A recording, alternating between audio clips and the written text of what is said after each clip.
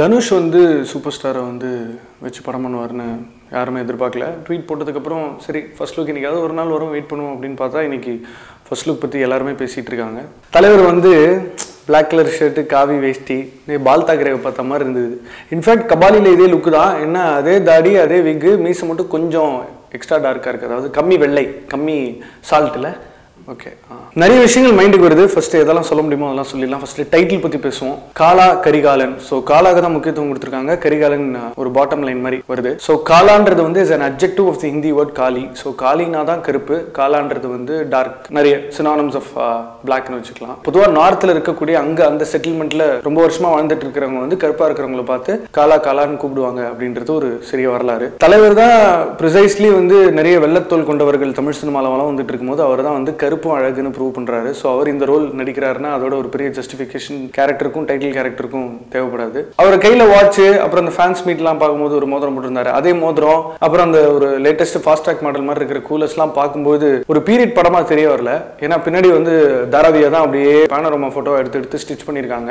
அது வந்து ஒரு ஃபிஷ் ஐ வியூ கொடுக்குது, அப்படியே ஒரு கோப்ரோல ஷூட் பண்ண மாதிரி. So that is to show that the landscape, அங்கே இருக்கக்கூடிய அந்த கன்ஜெஷன், அந்த பொல்யூஷன், அது ஒரு மல்டி கல்ச்சுரல் மல்டி எத்னிசிட்டி கொண்ட ஒரு மல்டி ரிலீஜியன் கொண்ட ஒரு ஸ்பேஸ் தாராவின்றது. தாராவின்றது வந்து ஒரு biggest slum, one of the biggest slums in Asia. அங்க வந்து நிறைய சாக்கடை, அழுக்கு, ஏன்னோ பெரிய பெரிய பிளேக்லாம் கூட வந்து ஹாஃப் ஆஃப் த பாப்புலேஷன்லாம் செத்து போயிருக்கு. ஸோ எதுக்காக தாராவியில மக்கள் வந்தாங்க, எதுக்கு தமிழ்நாட்டில இருந்து குறிப்பா தமிழர்கள் கிளம்பி அங்க போனாங்க, பிரிட்டிஷ் காலகட்டத்தில் வந்து என்னெல்லாம் நடந்திருக்கு, தாராவி ஆஸ் அ ஸ்பேஸ் எப்படிலாம் மாறி இருக்கு. In fact you see a pattern in Ranjit's films. So let's come back to the first look poster. ஒரு சன்ரைஸ், பேர்ட்ஸ்லாம் பறக்குது, மல்டிவேரியஸ் ஆங்கிள்ஸ் ஆஃப் தாராவி அப்படியே ஒரே பேக்ட்ராப்ல செட் பண்ணி கொடுத்துருக்காங்க. இவர் வந்து அப்படி ஒரு ராஜா மாதிரி, ஒரு கிங் மேக்கர் மாதிரி உட்கார்ந்திருக்காரு. அவருக்கு பின்னாடி ஒரு நாய் வேற இருக்கு, ஒரு ஸ்ட்ரே டாக் இருக்கு. That is to show that how connected he is to that particular area. அது மட்டும் இல்லாம இந்த ஸ்லம் டாக் மில்லியனர் படம் வந்தபோது எதுக்கு வந்து டாக் அண்ட் டைட்டில் வச்சிங்கன்னு சொன்னபோது டேனி பாயில்ஸ் டிஃபென்ஸ் வாஸ் ஒரு ஸ்ட்ரே டாக் அந்த தாராவி ஸ்லம்ல எவ்வளவு கஷ்டப்படுமோ தண்ணிக்கும் நிழலுக்கும், அதே மாதிரி தான் அந்த லீட் கேரக்டரும் கஷ்டப்படுதுன்னு சொல்றாரு. ஸோ இந்த நாயை பின்னாடி வச்சதுக்கான காரணம் தாராவியோட கஷ்டத்தை பிரதிபலிக்கிறதுக்கா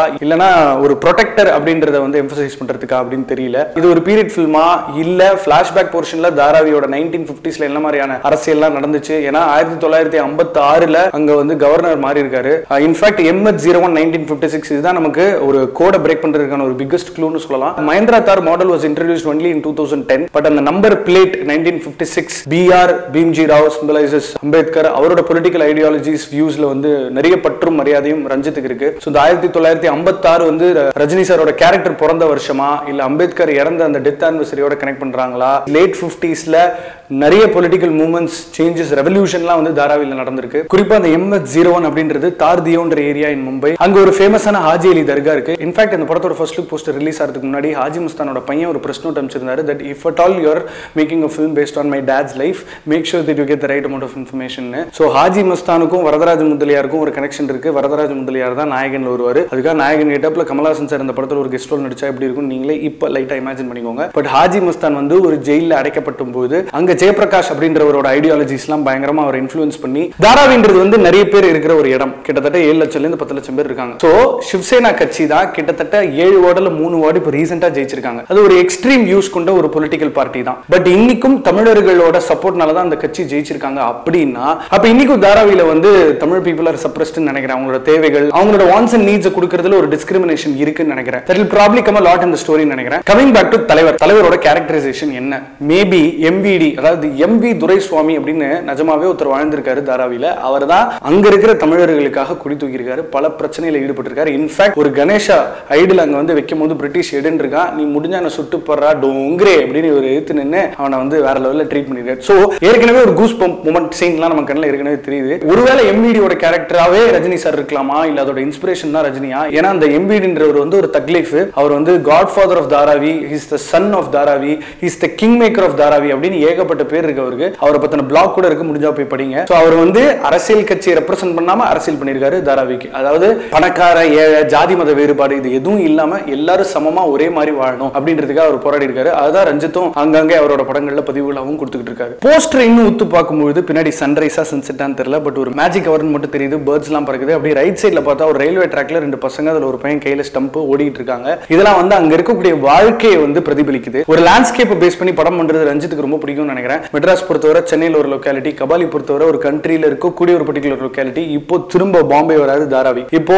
தாராவில வந்து கேங்ஸ்டரிசம் இருக்கு, மாஃபியா இருக்கு, ரவுடிகள் இருக்காங்க, கூண்டாஸ் இருக்காங்க, பொலிட்டிக்கல் பார்ட்டிஸோட இன்ஃப்ளூயன்சஸ் இருந்திருக்கு, ஜாதி மத சண்டைகள் இருந்திருக்கு. ஸோ தாராவி தான் is the subplot of the ஸ்டோரினா அங்க இருக்கக்கூடிய எமோஷன்ஸ் ரெஜிஸ்டர் பண்ணாலே this will be one of the strongest political films that Rajini has ever been part of. கபாலின்ற படம் இந்தியா விட்டு வேற ஒரு நாடுல ஒரு அரசியல் படமா பண்ணதுனால பெருசா ஒரு இம்பாக்ட் இல்லைன்னு நினைக்கிறேன். But considering what is been happening to superstar Rajinikanth of late, ஏன் அவர் ரசிகர்களை பார்க்கணும்னு நினைக்கணும், ஏன் தமிழ்நாடோட பொலிட்டிக்கல் சிச்சுவேஷன் இவ்வளவு டைல்யூட்டடா இருக்கணும், ஏன் இந்த நேரத்தில் ரஜினி சார் அரசியலை பத்தி நிறைய பேசணும், ஏன் கபாலிக்கு அப்புறம் மீண்டும் ரஞ்சித்தோட இணைந்து ஒரு அரசியல் படம் பண்ணணும். அரசியல் படம்னா அரசியல் பத்தி மட்டும் பேசுறது படம் கிடையாது. முக்காவாசி political leaders who ruled us have been part of Tinseltown. அவங்க சினிமா பண்ணிருக்காங்க, அவங்களோட ஆசா பாசங்களை, அவங்களோட பொலிட்டிக்கல் ஐடியாலஜிஸ், அவங்க அரசியல் வரணுமா அப்படின்றதுக்கான ஆசைகள் எல்லாம் சினிமாவை ஒரு டூலா பயன்படுத்திட்டு சினிமாவை யூட்டிலைஸ் பண்ணிருக்காங்க. அது பாடல்களாகவும் சரி, வரிகளாகவும் சரி, பஞ்ச் டைலாக்காகவும் சரி. ஸோ தலைவர் இனிமேல்ட்டு அரசியலுக்கு வருவீங்கன்னா மேல கையை கட்டாம திரும்ப ரஞ்சித்தோட ஒரு படம் பண்ணுவார்னு நினைக்கிறேன். குறிப்பா எம்விடி பத்தி பேசும்போது தெரிஞ்சுக்க வேண்டிய விஷயம், தாராவி கோஆபரேட்டிவ் சொசைட்டின்ற ஒரு அமைப்பு மூலமா எல்லாருக்கும் எல்லாம் போய் சேரணும் அப்படின்றதுல ஒரு முக்கிய போராட்டத்தை கொண்டு வந்திருக்காரு அவரு.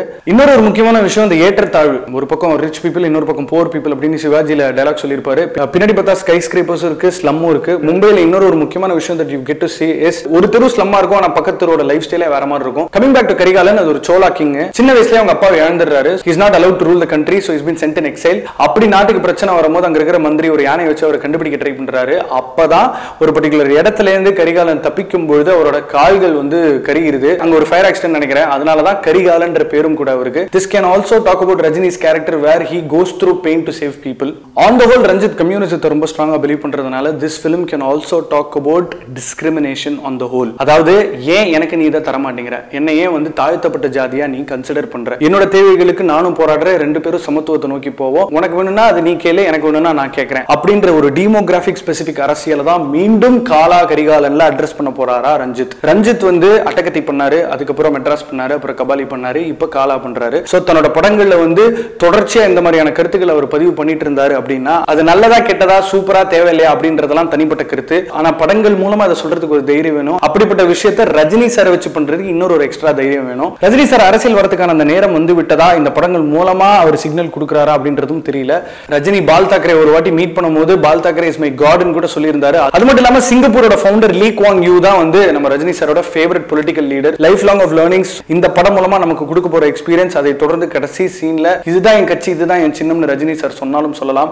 On the whole first look poster நல்லா இருக்கா நல்லா இல்லையான்னு சொல்ல தெரியலங்க. ஆனா there is so much to talk about because historical accuracy is very important in films. காலான்ற அந்த font can be a mere splash of blood also. Rajini sir பின்னாடி ஆக்ரோஷமா கத்திட்டு இருக்காரு. Vinci Raja has proved his mastery again. கபாலிலே பார்த்திருப்பீங்க எவ்வளவு இன்ட்ரிகசிஸ் இருந்துச்சு அப்படின்னு. சோ ஒரு விண்டேஜ் தளபதி மாதிரி ஒரு ஃபாண்ட்ல தான் போயிருக்காங்க.